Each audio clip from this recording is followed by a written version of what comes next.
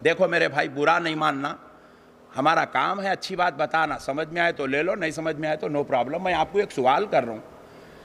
उस्ताद है उस्मानिया यूनिवर्सिटी में, शागिर्द बैठा हुआ है संतोष नगर में। उस्ताद को शागिर्द का नाम नहीं मालूम, शागिर्द को उस्ताद का पता नहीं मालूम। डिग्री चल रही, बीएससी पास होता ही नहीं। बोलो जी, अब पढ़े लिखे लोग तो अल्लाह का शुक्र है, इतना तो मालूम है, अल्लाह तेरा शुक्र है भाई। यानी कि आपको डिग्री लेने के लिए एक ही छत के नीचे उस्ताद भी होना जरूरी है, शागिर्द भी होना जरूरी है। कम से कम कॉलेज को नहीं गया तो नहीं गया,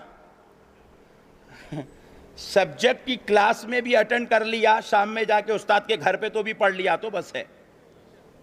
जरूरी है ना भाई। अब मेरे को आप बोलिए, ये उस्ताद के पास आप जाके यूनिवर्सिटी पढ़ रही, बदले में क्या मिलने वाला है? डिग्री। और हमारे पास तो हैदराबाद में ऐसे इंटेलिजेंट बच्चे हैं, एमबीए करा, कॉल सेंटर में जॉब करता इतने इंटेलिजेंट है पट्टे अपने पास, करता एमबीए, जॉब करता कॉल सेंटर में, और है इंजीनियर। मैं पूछा क्या कर रहा पट्टे, बोले तो उन्हें बोलता साहब मैं सिविल इंजीनियर हूं, मगर जो है मैं ऑस्ट्रेलियन कंपनी को, अमेरिकन कंपनी को, इंग्लैंड की कंपनी को, उन लोगों के जो है बैंक को जॉब कर रहा हूं, लो कंपनी। ये गम्मत है ये मियाँ भाइयों की। इंजीनियर बनता सिविल, जॉब करता बैंक को। उन्हें बोल रहा क्या तो भी होंदे हजरत, पैसे आई तो बस है, बोल रहा। तो बहरे नो प्रॉब्लम। तो आपको डिग्री मिली, डिग्री मिलने के लिए आपको उस्ताद की सोहबत, उस्ताद से निस्बत, उस्ताद के सामने जानुए अदब तय करना, इल्म सीखना जरूरी है नहीं है? मगर पीर और मुरीद का क्या ताल्लुक है? पीर मुरीद की सोहबत में, मुरीद पीर की सोहबत में बैठ के कोई डिग्री लेना नहीं है, पॉइंट टू बी नोटेड। पीर की सोहबत में बैठ के कोई डिग्री लेना नहीं है। पीर की सोहबत में बैठ के नाम के साथ चिश्ती, खादरी, नक्शबंदी, सोहरवर्दी लिखना नहीं है। पीर की सोहबत में बैठ के आपको क्लीन शेव थे, दाढ़ी छोड़ लिया, इमामा बन लिया, यह मकसद नहीं है। पीर की सोहबत में बैठ के अल्लाह तक पहुंचना मकसद है। क्या है बोलो? अपना हाथ पीर के हाथ में दिए, और पीर साहब उनका हाथ उनके पीर के हाथ में दिए, और उनके पीर के हाथ में दिए, उनके पीर के हाथ में दिए, उनके पीर के हाथ में दिए। सारे पीरों का हाथ चलते चलते पीराने पीर के हाथ में है। पीराने पीर का हाथ ऊपर चलते हुए सरकार जुनैद बगदादी के हाथ में है। जुनैद बगदादी का हाथ सिर्री अस्सकती के हाथ में है। सिर्री सकती का हाथ ऊपर चलता हुआ हजरत मौला अली के हाथ में है। मौला अली का हाथ रसूल अल्लाह के हाथ में है, और रसूल अल्लाह के हाथ पर अल्लाह का हाथ है। किसका हाथ है? ये हाथ देने का मकसद ही ये है, बैत करते वक्त मुसाफा करना या कपड़ा पकड़ना, ये बैत करते वक्त मसला ये है ताकि ये निस्बत, ये चेन कायम हो जाए। तो मुरीद बन के आपको नाम के साथ टाइटल लिखना नहीं है। नक्शबंदी हो गया, चिश्ती हो गया, खादरी हो गया, ये हो गया, वो शमला बनना मकसद नहीं है। शमला बनना है तो मौलवी की सोबत में बैठ, दाढ़ी छोड़ना है तो किसी अच्छे नेक आदमी की सोबत में बैठ, पीर की सोबत में बैठ के अल्लाह से मिलना है, इरफान मुस्तफ़ा हासिल करना है, मारिफत इलाही हासिल करना है। तो अब सुनो, उस्ताज की मजलिस में नहीं बैठा तो इल्म नहीं आता, पीर की मजलिस में नहीं बैठा तो रब कहां से मिलता?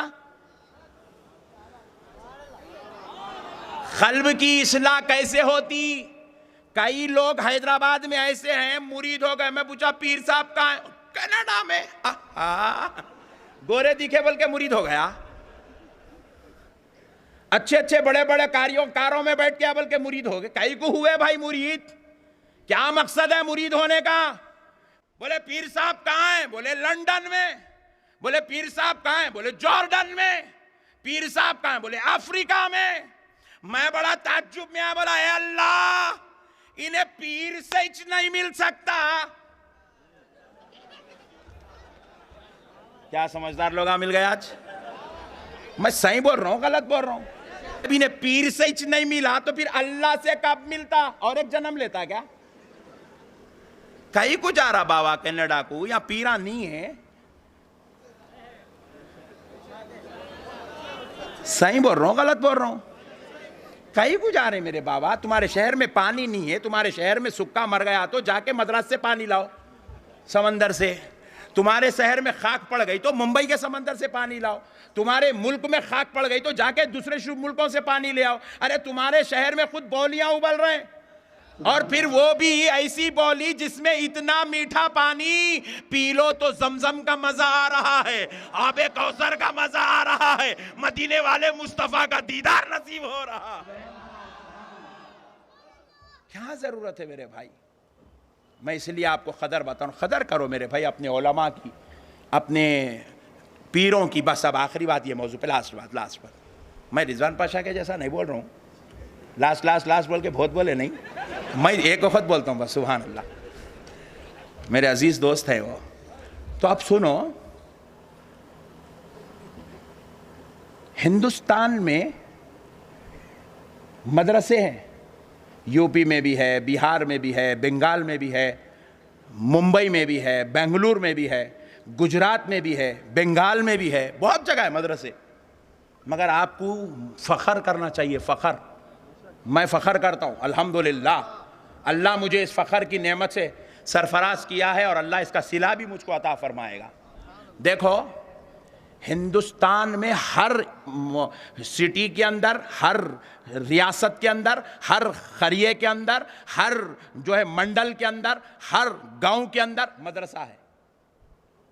लेकिन कान खोल के सुन लो, जब मदरसे कायम होना शुरू हुए तो जो मदरसा सबसे पहले हिंदुस्तान की धरती पर कायम किया गया, उस मदरसे का नाम जामे निजामिया है। सबसे पहला मदरसा ये जामे निजामिया, सबसे पहला। आज ही आप इंटरनेट पे सर्च करो कितने मदरसे हैं, यूपी से लेके हैदराबाद तक, कश्मीर से लेके कन्याकुमारी तक कितने मदरसे हैं। उन मदरसों की तारीख आप सर्च करो, जितने मदरसे आपको मिलेंगे, 100 साल, 120 साल, 70 साल, 80 साल, 40 साल, 50 साल, 5 साल, 10 साल। बाज लोग तो अभी भी शुरू करने के चक्कर में लगे हुए, मगर वो चमड़ों का रेट नहीं आ रहा, बल्कि शुरू नहीं कर रहे। बाज लोग बोले तो समझ गए ना, बाजू वाले। कहीं तुम लोग इधर देखेंगे घूर के, वो अलग मुसीबत। हाँ, बाजू वाले, नो प्रॉब्लम। चक्कर में लगे हुए उन लोग अभी भी मदरसे कायम करने।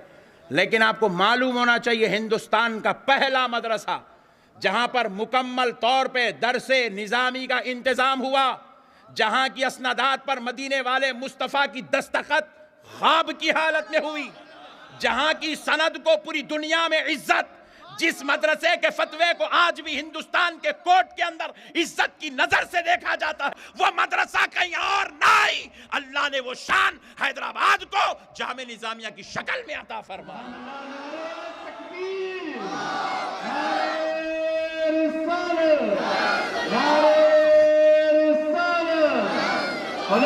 जामे निजामिया